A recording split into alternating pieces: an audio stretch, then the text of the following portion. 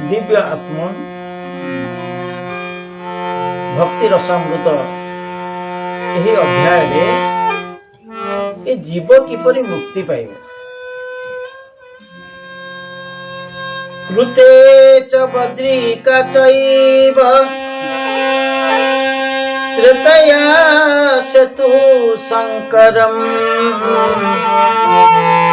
द्वापरि द्वारिका श्रेष्ठ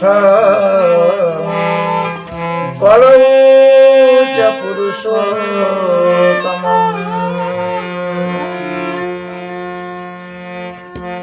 यह सरल भाव गोस्वामी तुलसीदास महाराज कहते ध्यान प्रथम जुग मख विध दूजे द्वापरे परि प्रभु पूजे। श्री राम जय जय राम संकट मोचन जय हनुमान।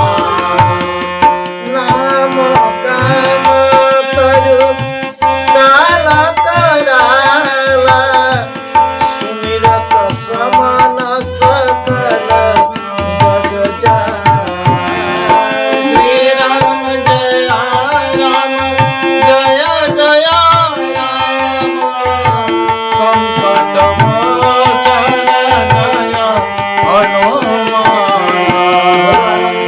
हनुमान। जय। तेणु शास्त्र कहते गंगाया च जले मुक्ति बाणरस्यं जले स्थले चान्तरिक्षे मुक्तिस्त्वं पुरुषोत्तम। गंगा जल टिके पाइदेले ए जीवर पाप विमोचन हो जाए ए जीव मुक्ति पाई जाए। कौन जीवर शेष समय जितेबाला से मृत्यु सहित संग्राम करुए प्राण प्रयाण समय तार परिवार वर्ग ता मुहरे टिके गंगा जल दियंती कहीं से जीवर यदि कलमुष किसी थी से नष्ट हो नष्ट हो गला से जीव मुक्ति पाई। जदि बाणारासी क्षेत्र जल हो कि स्थल जदि तार किसी माटी थी जदि से जीवर मस्तक लेपन कर दिया जाए से जीव मध्य मुक्ति पाई जाए। किंतु ये पुरुषोत्तम क्षेत्र कौन ये पुरुषोत्तम क्षेत्र जल हो स्थल हो किंबा अंतरिक्ष हो सबुठी तार मुक्ति रही। यदि पुरुषोत्तम क्षेत्र में प्राप्ति हो गला मुक्ति रही। यदि पुरुषोत्तम क्षेत्र कौन सी तीर्थ जल जदि तार मुखे टिके दिगला से मुक्ति हो। किंतु जदि कौन सी व्यक्ति ब्रजप्राप्ति हो जाती कहते आम स्वर्ग द्वार को नहीं जावा स्वर्ग द्वार अंत्येष्टि क्रिया संपन्न करदे। तेणु जदि स्वर्ग द्वार आम से परमात्मा को नहीं जाऊ स्वर्ग द्वार जदि आम से व्यक्ति को भूतात्मा व्यक्ति को स्वर्ग द्वार तार अंत्येष्टि संपन्न करूँ शेष कर्म संपन्न करूँ तेरे से जीव कौन हो जाए मुक्ति हो जाए। तेणु आर कारण कौन क्षेत्र चतुर्दशम ख्यात धाम चतुर्दश तथा श्रेष्ठ रूपेण ख्यात श्री पुरुषोत्तम। ये चारिटा क्षेत्र मध्यरु जो चतुर्दश क्षेत्र मध्य चतुर्धाम होची विशेष भाव में आम मानि थाउ जे कि चतुर्धाम मध्यरु से पुरुषोत्तम क्षेत्र होची अन्यतम क्षेत्र। कहीं सर्वेषां सर्व क्षेत्राणां राजा श्री पुरुषोत्तमं सर्वेषां सर्व देवानां राजा श्री पुरुषोत्तम। जेते गुड़िए क्षेत्र रही सब क्षेत्र मान राजा होउछन जेही पुरुषोत्तम ସେଇ ପୁରୁଷୋତ୍ତମ ହଉଛନ୍ତି ପୁରୁଷୋତ୍ତମ କ୍ଷେତ୍ର ରାଜା ସର୍ବେ ସାଂସଦ ଦେବାନ ସମସ୍ତ ଦେବତା ମାନଙ୍କର ସମସ୍ତଙ୍କର ରାଜା ହଉଛନ୍ତି କିଏ ସେଇ ପୁରୁଷୋତ୍ତମ ଜଗତର ନାଥ ଜଗନ୍ନାଥ। ଆଚ୍ଛା ଏଇ କ୍ଷେତ୍ର କିପରି ସାକ୍ଷାତ ବୈକୁଣ୍ଠ ସ୍ୱରୂପମ ତତ୍କ୍ଷେତ୍ର ପୁରୁଷୋତ୍ତମ କ୍ଷେତ୍ରାଣଂ ମଣି କ୍ଷେତ୍ରଂ ତୀର୍ଥନାପି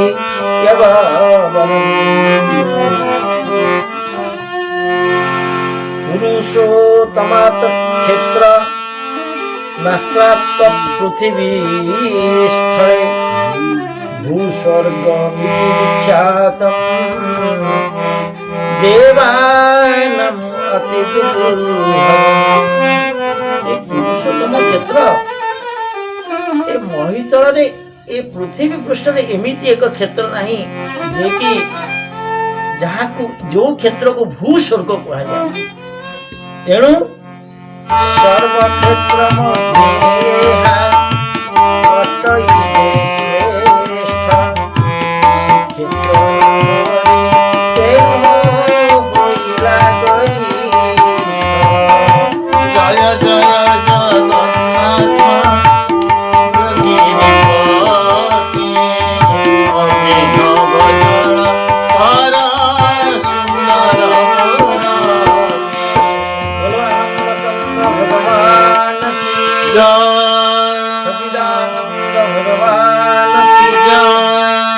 ବୃନ୍ଦାବନ ବିହାରୀ ଲାଲ କି ଜୟ। କିନ୍ତୁ ସେ ଯେପରି ଏକ କ୍ଷେତ୍ର ଏ ଶରୀର ମଧ୍ୟ ଗୋଟିଏ ହେଉଛି କ୍ଷେତ୍ର। ଭଗବତ ଗୀତା କହନ୍ତି ଇଦଂ ଶରୀରଂ କୌନ୍ତେୟ କ୍ଷେତ୍ରଂ ନିତ୍ୟଭିଧୀୟତେ ଏତଦ୍ୟୋ ବ୍ୟତୀतं ପ୍ରାହୁ କ୍ଷେତ୍ରଜ୍ଞଂ ଇତି ତଦ୍ବିଦ। ଶରୀରଟା ହଉଛି ଗୋଟିଏ କ୍ଷେତ୍ର। ଇଏ କିପରି କ୍ଷେତ୍ର? ଆମେ ବ୍ରଜଧାମ ସମସ୍ତେ ଦର୍ଶନ କରିବାକୁ ଯାଉଛେ, ବ୍ରଜମଣ୍ଡଳ ଦର୍ଶନ କରିବାକୁ ଯାଉଛେ, ବ୍ରଜ 84 କୋଶ ପରିକ୍ରମା କରୁଛେ। ଏ ଶରୀର ହଉଛି ମଧ୍ୟ ଗୋଟେ ବ୍ରଜମଣ୍ଡଳ। ତେଣୁ କବି କଣ କହୁଛନ୍ତି? ସହଜେ ବ୍ରଜମଣ୍ଡଳ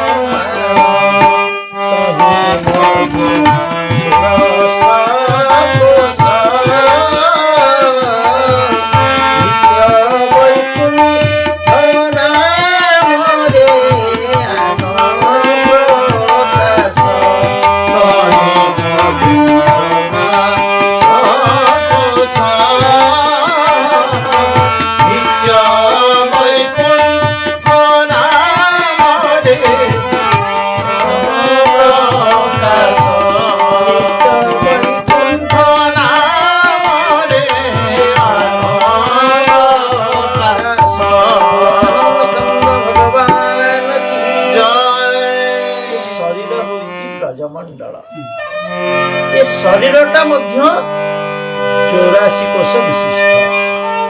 ଆମେ ଯଦି ପାଦ ଠାରୁ ନିଜ ହସ୍ତ ଅଙ୍ଗୁଳିରେ ଆମେ ଆମର ଗଳା ପର୍ଯ୍ୟନ୍ତ ଆମେ ମାପିବା, ତେବେ ଏହା 84 ଆଙ୍ଗୁଳି ବିଶିଷ୍ଟ। ତେଣୁ ଏ 84 ଆଙ୍ଗୁଳି ବିଶିଷ୍ଟ ଶରୀରକୁ କିଏ ଆବରଣ କରିଛି?